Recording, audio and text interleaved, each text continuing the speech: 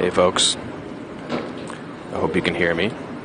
No way for me to know if I can be heard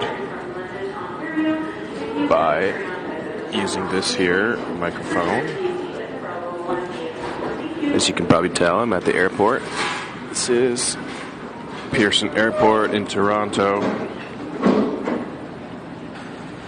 I got off my Joe job last night, a little after midnight, and I rode my bike up north to Koreatown, Little Korea, on Bloor Street in Toronto. And I went to the 24-hour internet cafe, where it's pretty much mainly, well, it's exclusively dudes in there playing video games all night.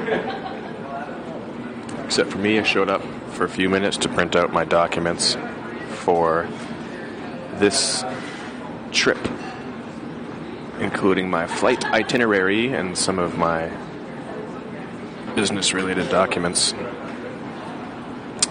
So, middle of the night, printed out some documents in Koreatown, rode my bike to King and Shaw, deposited my paycheck in the ATM there, and rode home. Kind of kicked around for a while. I was already mostly packed for going over the border because I had just come back from East Aurora, spent a couple nights in East Aurora, so my backpack was USA ready, border ready, and my clothing, everything was pretty much border ready. I just kind of added a few pairs of socks and underwear and a few shirts, and then just kind of kicked around the house, did the dishes before I left. Didn't want to really leave a mess, but also didn't really want to sleep because I was afraid that I might conk right out and sleep in for my flight this morning, so I made sure to stay awake. And so now, as you can probably tell, I'm kind of tired. And, well, it's now shortly after 7 in the morning, Eastern Time, and my alarm went off 9 in the morning, so 22 hours ago my alarm went off. And I didn't sleep that well in East Aurora. I kept on kind of tossing and turning, and it was so cold in the farmhouse that it was either like too hot under the blankets or too cold, and I was having kind of anxiety dreams as well, so it didn't even really feel like I slept.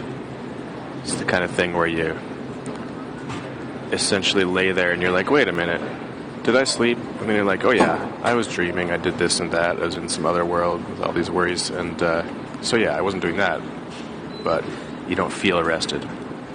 So I went from interrupted, not very well rested sleep to hopping on a Greyhound, making my way back to Toronto, and then to my house in Toronto, and then riding my bike to work. And then, working until midnight. Wasn't as bad as I thought, but I was really actually fatigued from the relatively early morning for me and the lack of sleep. But, I worked my shift, made it to midnight, as I said. Rode my bike up to the internet cafe.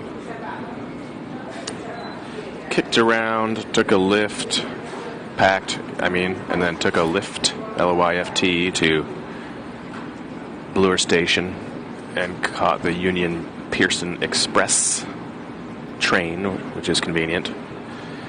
The layout and the signage in Pearson is not that convenient, and the itinerary or whatever that I printed out from Delta Airlines wasn't very convenient either, because it didn't tell me,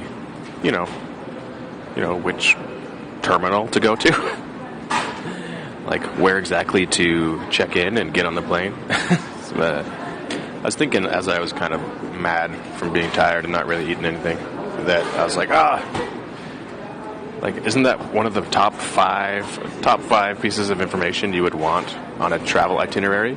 You know, where to catch the plane. I should obviously be the CEO of Delta Airlines. But yeah, I did make it here to the airport 2 hours ahead of time, so I guess it doesn't matter that I wandered around for at least 20 minutes trying to find where Delta Airlines is located. And went through security. Wasn't that bad. The security here, customs and all that, is essentially the border, and I'm on the other side, and yeah, it wasn't that bad this time. Not a lot of questions. Nobody paid attention to the notes on my file. Not that those notes indicate any nefarious activities. They only indicate that, I had stuff, including a toothbrush and some socks at Lady K's farm. Oh my goodness. Put a red flag on his passport. Put some notes on his passport because he had the word hemp in his journal in a recipe.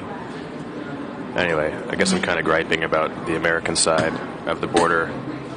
I understand it's crap going southbound, but they're a lot nicer and friendlier and easier going northbound. I don't know. What, does that make any damn sense? I mean, going north from Mexico, they're a bit nicer and easier going. But going south from Canada, they're kind of hard asses. Anywho, I'm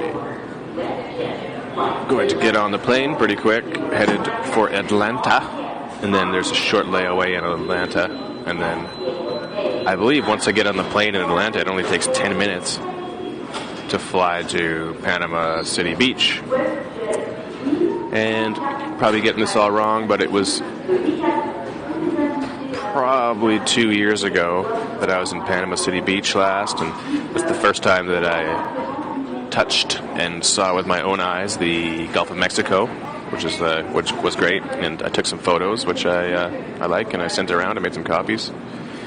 So I'm back to Panama City Beach, northern Florida, and I'll be picking up a vehicle at a medical center, so I can sense that this is a medical extraction, and I'll be driving it.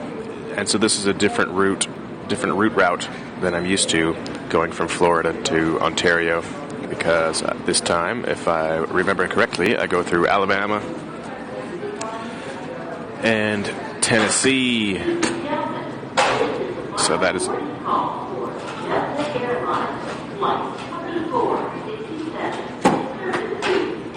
Oh, that's me. I better go. Bye-bye. Rambler Rogue.